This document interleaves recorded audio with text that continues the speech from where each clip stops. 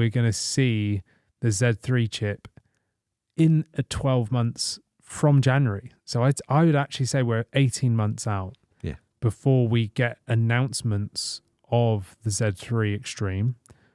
I don't know why previously I was thinking next year, but when you think about the Z1 Extreme, I mean, that's 2 years old. Mm-hmm. And we saw the upgrade this year.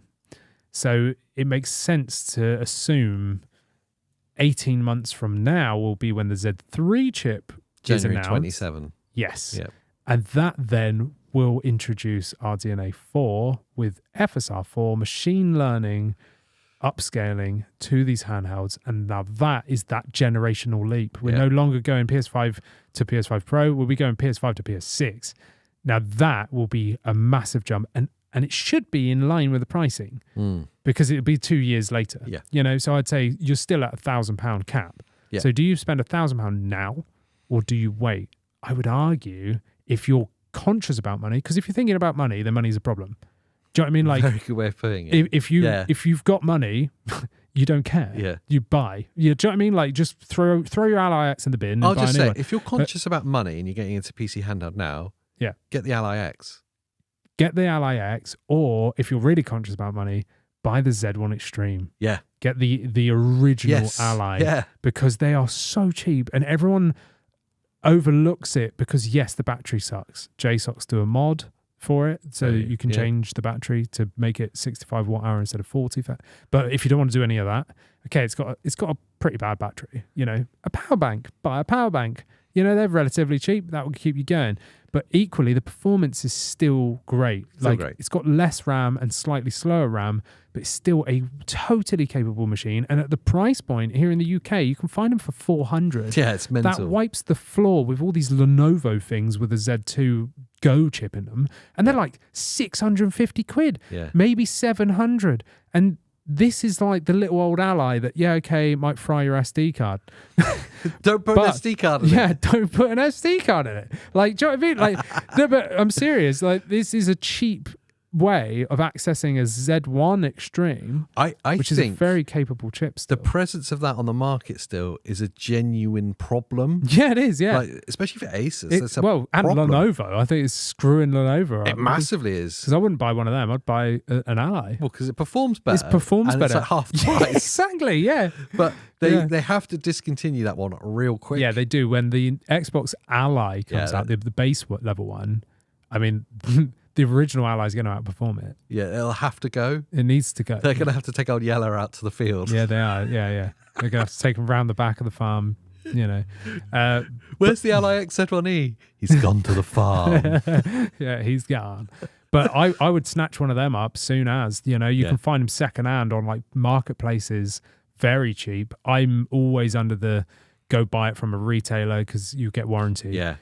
Because, you know, there's some things that aren't great about it. That's why they made the Ally X. There is some secondhand retailers that offer very good warranty though as well. Here in the UK, absolutely. I mean, they do charge more than retail. Yeah, they do. But they give you 5-year warranty. Well, I've seen...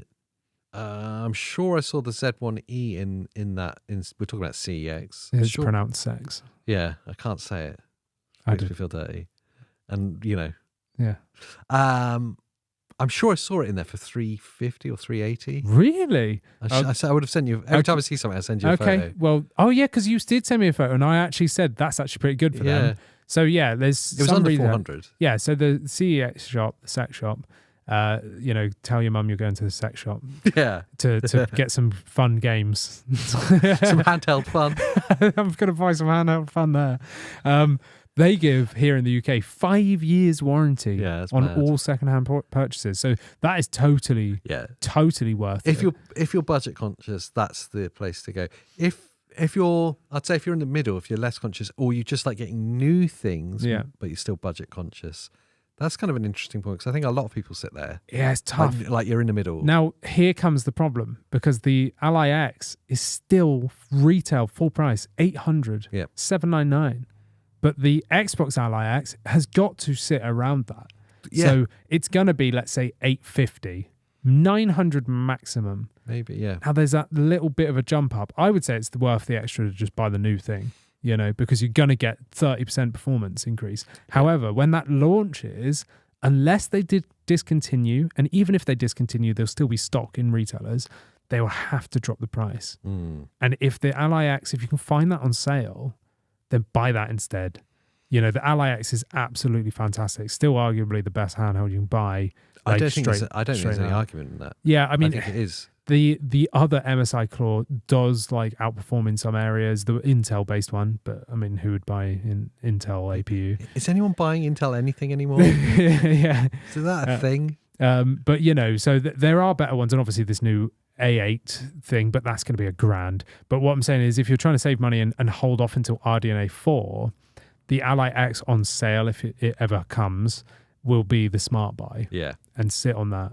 Yeah. Sit on that for a couple of years, and then the RDNA, middle of 27, I guess we'll see the upgrades. I reckon, like holiday or like summer 27. We've said this. Hang on, we've done this before. Have we actually? When the Ally X came out, yeah, and we were covering that, yeah, we were like, it'll be 2 years, and we won't until see the next one. And then loads of people were like, you wait, something will happen. Yeah, but we were all anticipating them to skip RDNA 3.5. Yes. We thought they were going to skip the Z2E, but they didn't. But I reckon something will happen next year as well. The only thing that can happen next year would be an iterative change. Yeah. So maybe an OLED variant. Well, hopefully you enjoyed that clip of this extra special podcast. But what should they do if they want to see more? Watch the actual full podcast, which can be found smashed between our face. We're really good at this. I promise. It's better it's not any better. But it's never better. It's funnier. Maybe.